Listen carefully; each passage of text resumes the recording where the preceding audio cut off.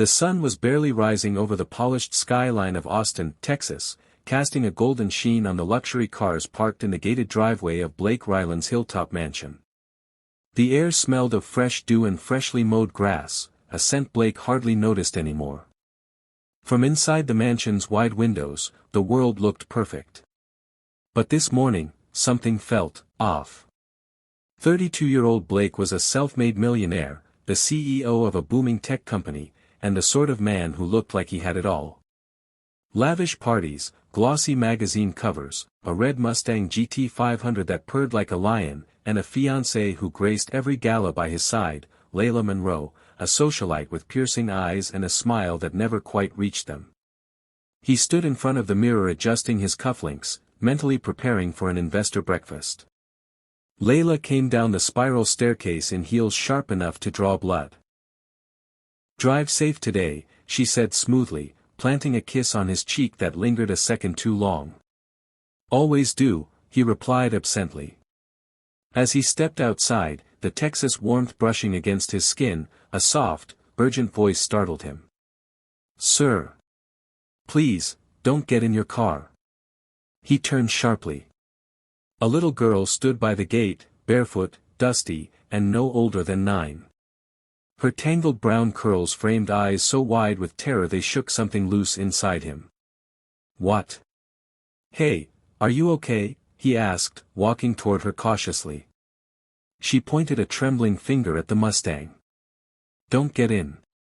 Your fiancée," she cut the brakes. "I saw her." Blake's heart stopped. "What?" "I saw her late last night. I was hiding by the trees. She took something shiny and went under your car. I thought she was trying to steal it, but she wasn't." His first instinct was disbelief. His second was something stronger. He pulled out his phone and called 911. "Yeah, it's urgent. I need someone to check my vehicle. Possible tampering, brake line. My name is Blake Ryland." As he waited, he looked at the girl again.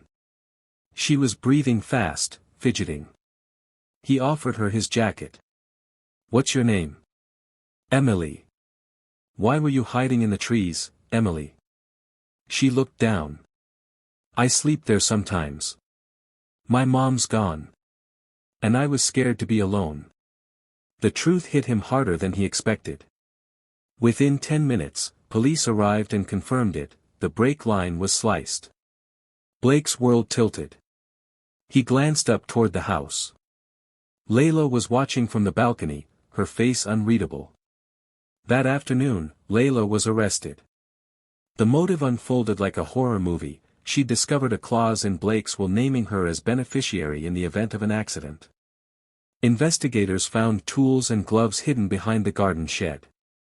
Her designer mask had cracked to reveal a woman driven not by love, but greed. Blake sat on the porch steps hours later, numb and shaken. Emily sat beside him. "You saved my life," he whispered. She shrugged. "You looked kind. I thought, someone should know." He looked down at her ragged clothes and bruised knees. "Where are you staying tonight?" She didn't answer. "You are staying here. In the guest room. No arguments." Emily stared at him. "Really? Really?" The days that followed were quieter but full of a kind of chaos Blake had never experienced. Social workers were called. Blake offered to foster her temporarily, but ended up refusing temporary altogether. He applied to adopt her. "You're the first person who saw me," Emily said one evening as they shared pancakes for dinner. "Everyone else looks away." "I didn't see you," Blake said softly. "You saved me. I just stepped up." Weeks turned into months. Emily began school, her hair neatly combed, her eyes brighter.